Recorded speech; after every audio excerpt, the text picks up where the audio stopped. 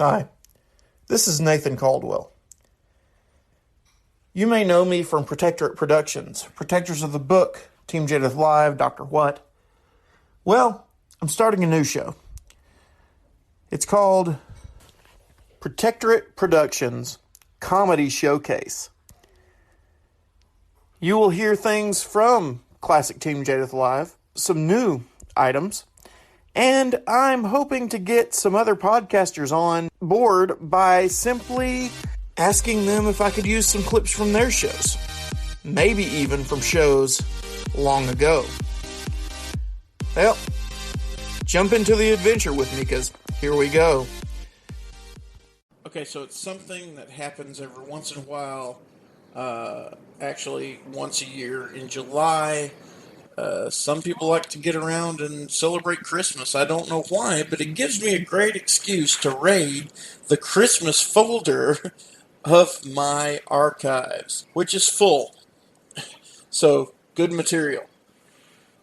Like this. My name is Gulliver. I sing Christmas song for you. Harold the Archangel sings Christmas songs is what he brings. Jingle bells and silent night, just to whet your appetite. Joyful you can hear him sing. Quail says when a bell rings, an angel gets his wing. Oh, the archangel sings Christmas songs is what he brings. Thank you. That was Nephew Gulliver with a Christmas song. I'm not sure it was correct, but it was definitely a Christmas song. On the first day of Christmas, my true love gave to me a Partridge Family DVD. On the second day of Christmas, my true love gave to me 2 earplugs and a Partridge Family DVD. Well, there's one family that has Christmas all worked out. Listen to Fred Passmore and John Lawhan from sheeplaughscomedyshow.com. Tonight, for the very first time on television, Santa Claus, Rudolph, Frosty, Charlie Brown, and the Little Drummer Boy combine forces to save Christmas from the evil plot of The Grinch, Ebenezer Scrooge, The Abominable Snowman, and Satan. Today I blow Christmas off the calendar. Bring the family together and celebrate the holidays in an explosive fashion. Santa, he blew my shiny red nose off. Starring Arnold Schwarzenegger as Santa Claus. Hasta la vista, Satan. Ho, ho, ho. And Clint Eastwood as Ebenezer Scrooge. Bah, humbug, punk. It's gonna be a nuclear winter when the star-studded box office blockbuster comes to television for an in-your-face holiday treat. Violent Night. Coming up next on Fox.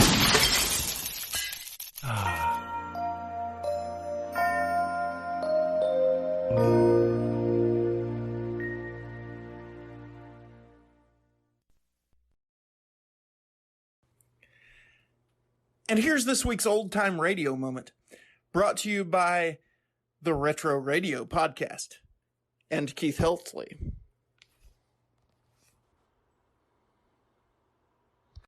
And now, ladies and gentlemen, we present our invited guest, a man who comes to glorify the evening, a comedian. Oh, now, wait a minute, Harry. Try to hold in. Well, I can't hold in, Fred. I just saw him outside, and does he look funny? Yes, ladies and gentlemen, this hilarious chap is... Oh, now, Portland. I saw him in The Wizard of Oz. Oh, boy, is he a wow. Quiet, you two. That guy's a riot. Yes, that's what everybody says, folks. Meet the funniest man in the world, Bert Law. Thank you. You're a scream, Mr. Lars. Well, thanks a lot, everybody, for this boisterous welcome. Well, Bert, you're the funniest man in the world, so I'm going to keep quiet now and just let you get funny. Well, Fred, let's go, Bertie, old boy. Well, this is embarrassing, Fred. I don't know how to tell you. Well, you tell me what, Bert? I don't feel funny. Bert, after that build-up, you don't feel funny. Yeah, it's just one of those things, I guess. I was funny all morning. I had the chambermaid screaming around the hotel. The two I caught. Well, if you were funny around the... I was funny all afternoon. You were? Over in Lindy's, a fly flew in my soup. Yeah? I called the waiter over and said,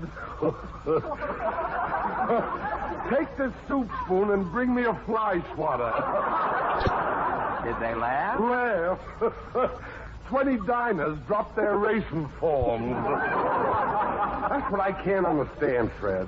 All day long, you might say, I've been a pixie on the wing, a gay blade, a spontaneous pantaloon. But right now, I don't feel funny. I heard you on Bing Crosby's program, Mr. Lahr, and you were witty. I was brilliant, Portland. Remember that gag I told about the two patients meeting in Mayo's clinic? The first patient says, oh, this will kill you. The first patient says, I'm aching from neuritis. And the second patient says, I'm Mandelbaum from Chicago. Yeah, I was a rowdy that night. I was in the groove with Crosby. Well, you don't. I can't understand what's the matter with you tonight. You don't think it's something mental? Mental? With me? Quit kidding. Well, you know, it could be your libido, Bert. Yeah, maybe it's my subconscious. Maybe I ought to see a psychoanalyst or something. You know, with Crosby, I was another man. Oh, and could we use the other man right now? I can't understand why you can be funny with Crosby and with me, nothing. Well, I don't know, Fred. I think I like to work with Bing. He gives me something. Well, I'm giving you something. Yeah, but with Bing it was money. I see what you mean. You, in other words, are averse to barter. Look, I'm broad-minded, Fred, but after all, what can I do with 200 tubes of toothpaste? Yes, I get your point, Bert. After all, I'm a point killer. After all, if you don't feel funny, let's forget the comedy tonight. We'll just kibitz around and chew the fat. You know, the public can't always expect a comedian to be funny. That's what I say. People think if one comedian is funny, two comedians should be twice as funny. Oh, it's silly. Now, here we are, you and I. You're a comedian, and I'm a comedian. We're together. Are we twice as funny? To the contrary. To coin a phrase. The corner phrase. Well, let's stop the whole thing. Say, how come you left Hollywood, Bert? You must have had a reason. Yes, Fred. Hollywood went too far. It was up to me. Well, what did you do? It was my turn to go too far. So I got on a train and came east. Oh, you mean out there you were getting in a rut artistically? Yeah, I was tired of being a great lover. You wanted to get away from it all? Well, most of it. There was a little blinded Metro who might have intrigued me, but the silly little mix let me get away. You must have taken it hard. I was momentarily frustrated. Really? I renounced the human race. I sought solace in the animal kingdom. Oh, and that is how you came to play the lion in The Wizard of Oz? I would have played a flea on Bulldog Drummond. Well, you certainly did a swell job, Bert. You still look like a lion to me. That's the trouble. I got too far into character. Why, I was even starting to molt.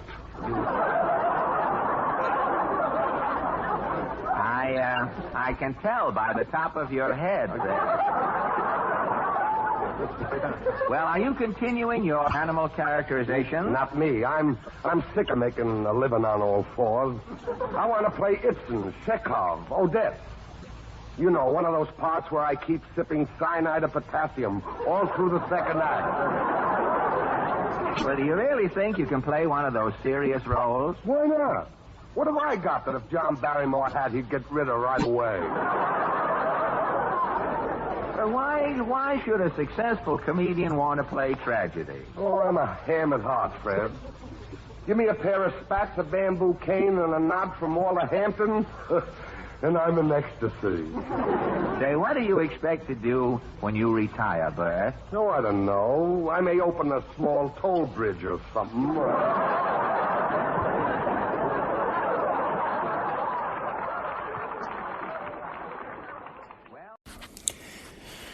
Well, that's it for this time. I hope you enjoyed it. I enjoyed making it. See you soon. Have a good day, and remember, laughter, it's a really good medicine.